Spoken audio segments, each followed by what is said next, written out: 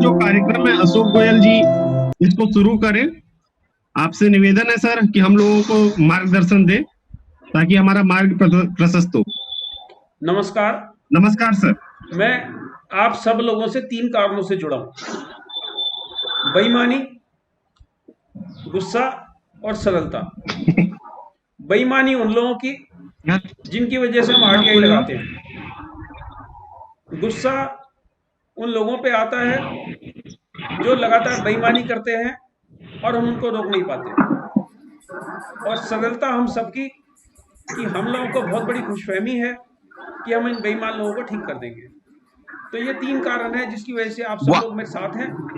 और मैं अब आज की जो अपनी लघु जानकारियां मेरे पास हैं उसके बारे में मैं आपसे अपनी बातचीत शेयर करता हूं। मैं जानता हूं कि आप सब लोग सक्रिय हैं इस क्षेत्र में लंबे समय से और अच्छे रिजल्ट्स आप लोग लेके आ रहे हैं और बेईमानों के खिलाफ तलवारें लेके आप लोग खड़े हैं। एक अदृश्य तलवार आप लोग लेके खड़े हैं और आप लोगों के खौफ की वजह से बहुत सारी जगह सुधार हुए हैं।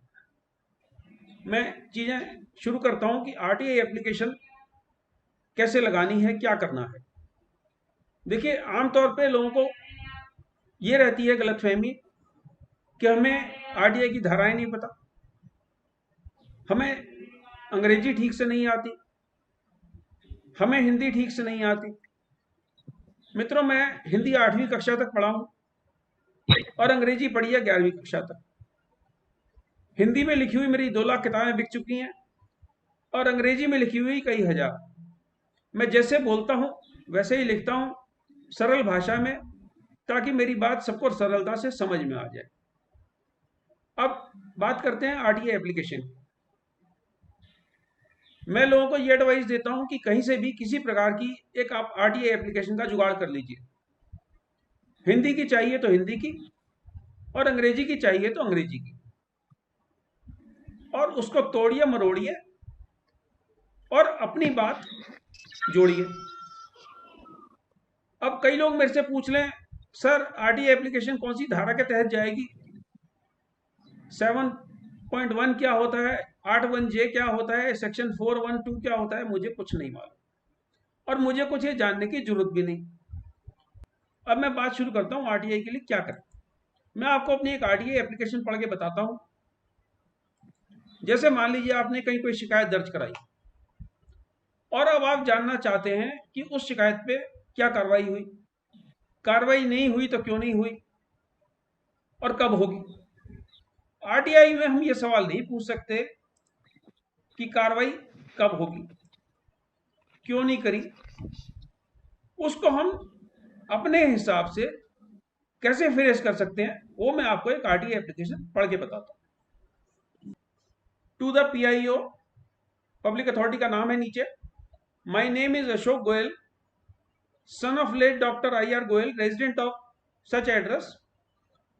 I am an RTA activist and an Indian citizen. I would like to receive the following information within 30 days as prescribed under RTA Act. The information sought by the undersigned relates to the complaint filed by the undersigned against unauthorized construction number such and such, wide online complaint number such and such, dated such and such, copy and closed. Point number 1, kindly provide the date and time on which the above mentioned complaint was received by your office. Kindly provide the names of officials of your office who dealt with the undersigned's complaint. Kindly provide the copy of complete file including the action taken report on the undersigned's complaint.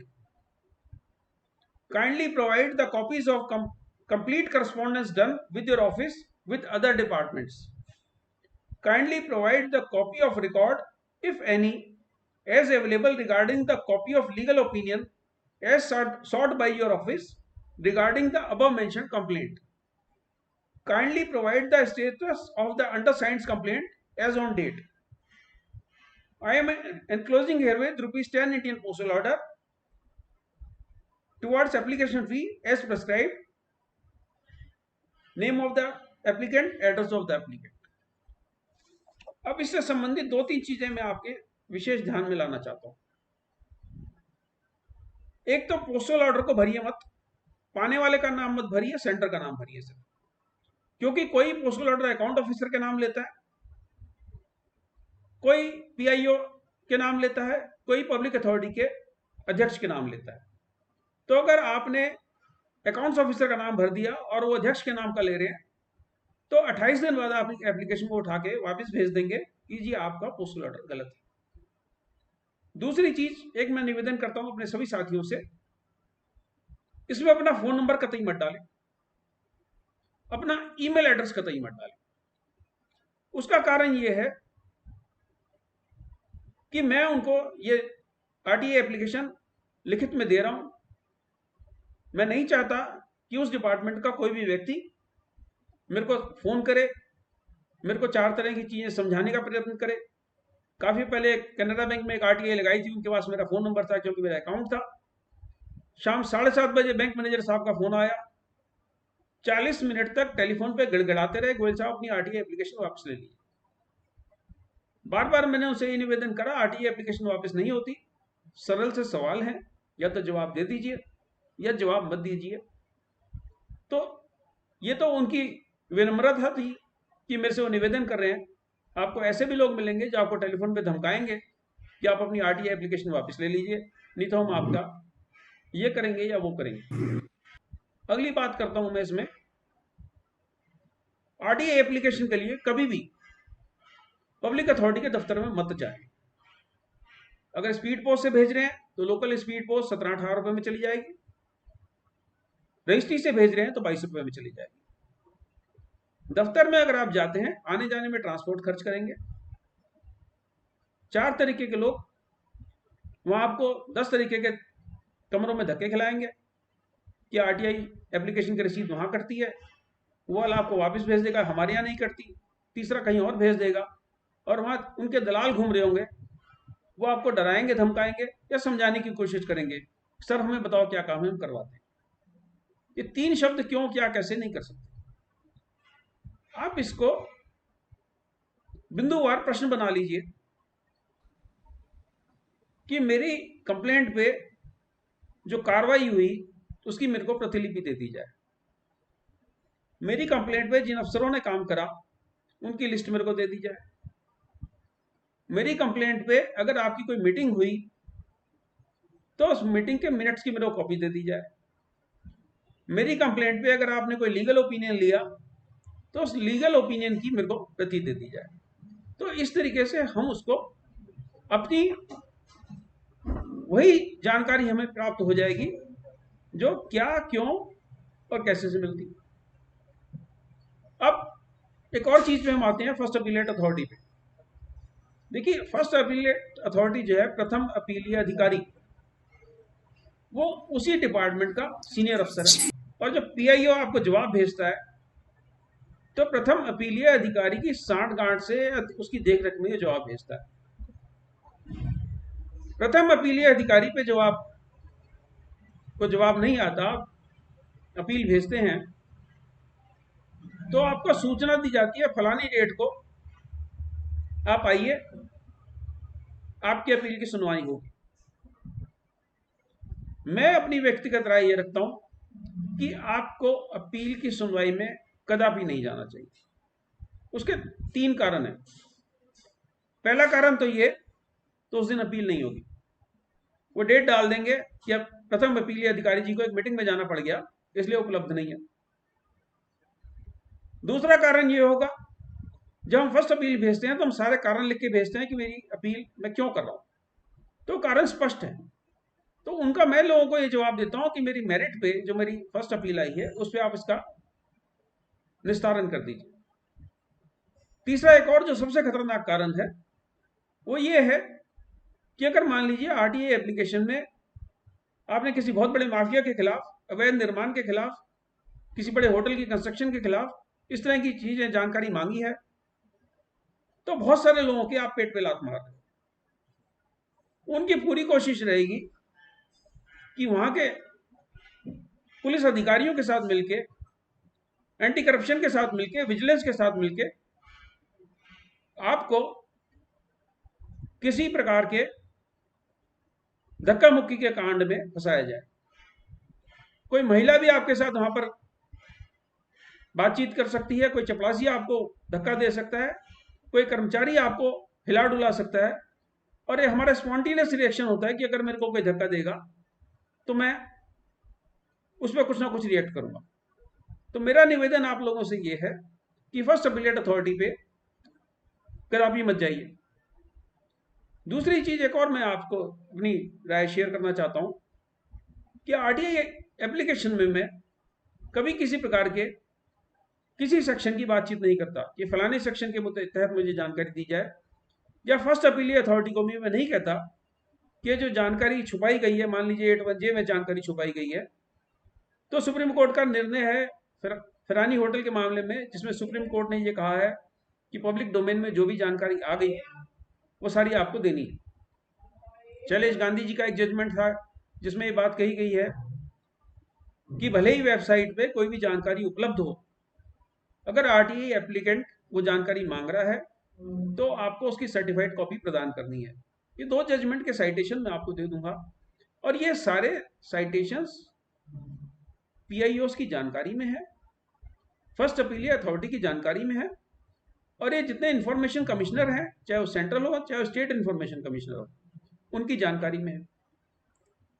इसी से जुड़ी एक और चीज मैं आपको बताता हूं। अभी हाल ही में छत्तीसगढ़ का हाई कोर्ट का एक जजमेंट आया है जिसमें उन्होंने कहा है कि जुर्माना करने का अधिकार इंफॉर्मेशन कमिश्नर का है, क्योंकि ये कंटेम्प्ट का मामला है। ये निर्णय दोषपूर्ण है। कंटेम्प्ट क्या होता है? कंटेम्प्ट होता है किसी न्यायिक प्रक्रिया में आप कुछ अभद्र काम कर रहे हो, वो कंटेम्प्ट है, या उसके आदेश का पालन नहीं कर रहे हो, कंटेम्प्ट है। अगर पीआईओ मेरे को जानकारी नहीं दे रहा, फर्स्ट अपीलीय अधिकारी उसकी हाँ में हाँ मिला रहा है, और 30 दिन के बाद भी मेरे को जानकारी नहीं दी गई, तो पीआईओ ने और फर्स्ट अपीलीय अधिकारी ने आरटीआई एक्ट की अवहेलना की है। उसने आरटीआई एक्ट का उल्लंघन किया है। इस मामले में पंजाब हरियाणा हाई कोर्ट के और दिल्ली हाई कोर्ट के डिसीजन स्पष्ट हैं, और आरटीआई एक्ट भी स्पष्ट है जिसमें कहा गया है कि उस पर जुर्माना होगा ही होगा।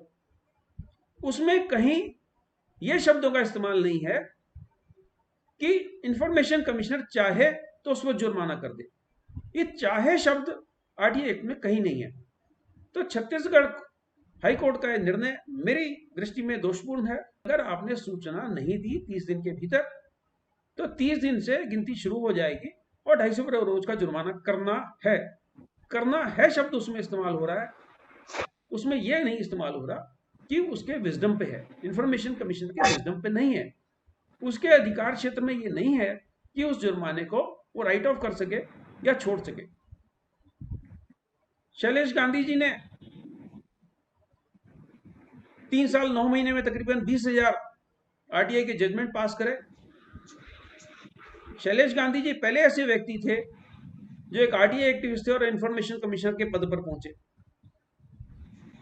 एक ये रिकॉर्ड है उनका, इतने सारे जजमेंट उन्होंने पास करे। लेकिन शैलेश गांधी जी से मुझे एक शिकायत ये रही है कि उन्होंने 20,000 लोगों में से सिर्फ 526 लोगों पर जुर्माना करा।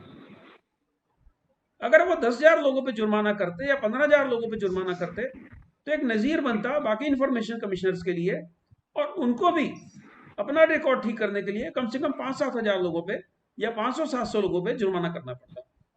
अगर ज्यादा से ज्यादा पीआईओस में जुर्माने होंगे तो इंफॉर्मेशन कमीशन में, चाहे वो स्टेट का हो चाहे वो केंद्र का हो, इतनी बड़ी भीड़ अपीलों की नहीं जाएगी।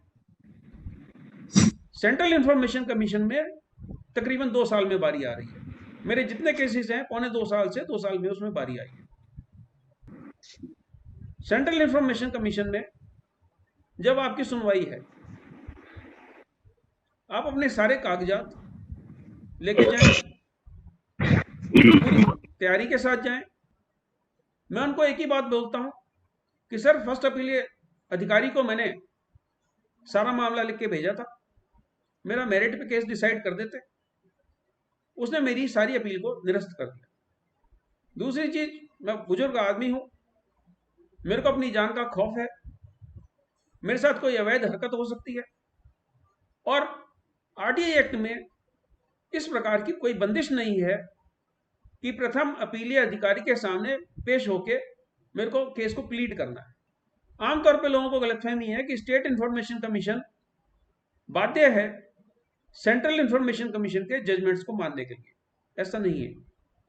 दूसरी आमतौर पे लोगों को गलतफहमी है कि स्टेट इंफॉर्मेशन कमीशन ने अगर आपकी अपील रद्द कर दी तो आप सेंट्रल इंफॉर्मेशन कमीशन में शिकायत कर सकते हो। ये दो चीजें नहीं है। सेंट्रल इंफॉर्मेशन कमीशन केंद्रीय मामलों को देखता है, यूटी के मामलों को देखता है, स्टेट इंफॉर्मेशन कमीशन स्टेट के मामलों को देखता है। कि अगर इस प्रकार के जजमेंट की साइटेशन आप ले जाते हैं या उसकी कॉपीज आप ले जाते हैं तो आपकी बात का वजन पड़ता है। इंफॉर्मेशन कमिश्नर को ये बात समझ में आ जाती है, ये जो व्यक्ति मेरे सामने बैठा है ये भले ही कह रहा हूं मैं अनाड़ी हूं, लेकिन ये अनाड़ी नहीं है। जहां भी जाते हैं नम्रता बनाए रखें, इस सर कह के बात करें, उसको पूरा सम्मान दें। आपने जीवन में उसकी सूरत दोबारा नहीं देखनी, तो उसका सहानुभूति, उसका सहयोग ऊपरी तौर से आपको ना मिले, लेकिन उसके दिल में आप सुई चुबा के आ जाओगे। स्टेट इंफॉर्मेशन कमीशन में और सेंट्रल इंफॉर्मेशन कमीशन में पीआईओ के बीच में टोका-टाकी करने से, या कई जगह प्रथम अपीलीय अधिकारी भी टोका-टाकी करते हैं, उसकी टोका-टाकी से कतई विचलित मत होइए। अब धारा प्रवाह बोलते जाइए जब तक इंफॉर्मेशन कमिश्नर ये ना कह दे जी अशोक जी मेरे को आपकी बात समझ में आ गई है और मैंने आपके सारे पॉइंट्स नोट कर लिए। बड़ी मुश्किल से आपकी स्टेट इंफॉर्मेशन कमीशन में 1.5-2 साल में बारी आती है। वही केंद्रीय सूचना आयोग में भी 2 साल में बारी आती है। अगर टेलीफोन पे भी सुनवाई हो रही है, आप बोलते जाइए, आप लगातार बोलते जाइए। एक बात मैं और कहूंगा, आप जितनी किताबें पढ़ सकते हैं पढ़िए, लेकिन ये जो जितनी धाराएं हैं इनको याद करने की जरूरत नहीं है। मैं कोई इम्तिहान देने नहीं जा रहा, मैंने अपनी बात उनके सामने रखी है। प्रथम अपीलीय अधिकारी को सारी धाराएं पता हैं, वो गोल गोल घुमाएगा, धारा 4 में लिखा है, धारा 6 में लिखा है, धारा 7 में लिखा है, धारा 17 में लिखा है, 24 में लिखा है। मैं श्रीधर आचार्य की कोर्ट में भी 2 बार गया। श्रीधर एम आचार्य वही साहब हैं जिन्होंने हमारे देश के एक ऊंचे दिग्गज की डिग्री दिखाने के जजमेंट पास करे थे। 2 बार मैं उनकी अदालत में भी गया, दोनों बार फेवरेबल जजमेंट लेके आया। लेकिन श्रीधर आचार्य जी हों या शैलेश गांधी जी हों, इन लोगों की एक ही सोच है कि अगर हम जुर्माने करते हैं तो पीआईओ हाई कोर्ट में जाएगा और सूचना प्राप्त करने वाले को सूचना नहीं मिलेगी। मेरी सोच ये है, अगर आप ज्यादा से ज्यादा जुर्माने करेंगे तो आपकी अदालतों में ये सेकंड अपील के ढेर लगने बंद हो जाएंगे। नमस्कार, धन्यवाद। इतनी बढ़िया तरीके से सर हमने कभी नहीं समझा। बहुत ही बढ़िया और आम आदमी की भाषा में आपने जो चीज बताई है, आपने लिखना पढ़ना सब बता दिया। आपका बहुत बहुत धन्यवाद सर। इनके सेशन से जुड़े हुए प्रश्नों को ले लेते हैं। सूचना का अधिकार की धारा 19(7) अगर आप देखेंगे ना, 19(7) 19 का सबसेक्शन 7, उसमें यह कहा गया है कि सूचना आयोग का आदेश बंधनकारी होगा। मैं सेक्शन 19(7) पढ़ देता हूं। सर ने बड़ी अच्छी बात बताई। 19(7) में आपके सामने पढ़ देता हूं। The decision of the central information commission और state information commission as the case में बी शैल बी बाइंडिंग। इसके नीचे कमेंट दिया गया है, the decisions of the commissions are not merely recommendatory but have to be followed as per law and have statutory force. अब इसमें मैं अपनी टिप्पणी भी आपको बोल दूं, देखिए कानून की किताबों में बहुत ज्यादा कुछ लिखा है जी, लेकिन कानून वही है जो अध्यक्ष महोदय सुने। आप लीड करते रहिए, आप रिक्वेस्ट करते रहिए, सर फलाना जजमेंट है, सेक्शन 19(7) ये कहता है। वो कहता है अशोक जी सुन ली मैंने बात, मुझे फैसला करना है। राजेश रंजन जी अपना सवाल करें। सर नमस्कार। मैं जानना चाहता हूँ सर कि 2 साल तक वेट करने के बाद जब हमारा सीआईसी में हियरिंग का डेट आता है, उसके बावजूद भी गलत इंफॉर्मेशन दे दी जाती है, उसके लिए क्या किया जाए? सेक्शन 18 में आप कंप्लेंट कर सकते हैं दोबारा। सर अगेन मुझे फिर से 2 साल वेट करना पड़ेगा फिर उसके लिए? 2 साल नहीं वेट करना पड़ेगा, उसमें जल्दी कार्रवाई हो जाती है। वो लिंक देते हैं आपको, एक वहां पर एक लिंक आता है, लिंक पे कंप्लेंट दर्ज होती है, आपके जजमेंट में लिंक आता है। Thank you sir.